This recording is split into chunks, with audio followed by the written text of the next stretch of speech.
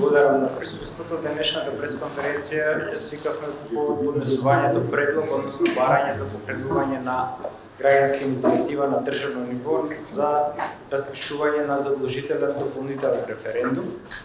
Именно согласно членот 73 од Уставот на Република Македонија и членот 24 од Законот за референдум, Левица, односно јас како физичко лице, бидејќи нашиот закон не дозволува правно лице да биде иницијатор, како прво подпишан, инициираме постапка за започнување со собирање на најмалку 150.000 подписи. Гледате колкава е бюрократската процедура, имаме околу 150 страни материјал, кој денес ќе го предадеме во архивата на Собранието, бидејќи согласно законската процедура се доставува до спикерот, односно до председателот на Собранието.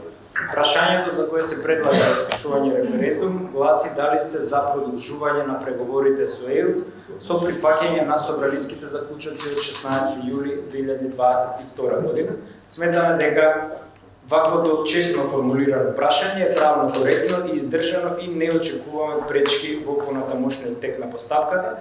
Единствено нешто што сакаме да го потенцираме е проблемите со кои што се соочивме, односно недоволното покрај тоа што имаме законски најтешка процедура за собирање подписи речиси во Европа, имаме и недоволна екипираност на ДИК, па така имавме случаи каде што од 30 на општини каде што собиравме подписи, например граѓаните од Прилеп, Крушево и Ресен требаше да одат во Битола да дадат подпис, граѓаните од Охрид требаше да одат во Струга да дадат подпис, граѓаните од Радовиш требаше во Струмица, а граѓаните од Неготино и Белокапија да одат во Кавадарци.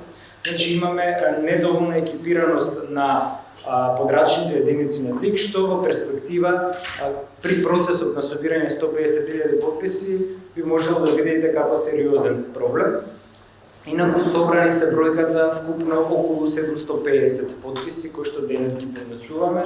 После пресконференцијата ќе ги однесеме во архивата на Собранието. Доколку имате прашања, поведете.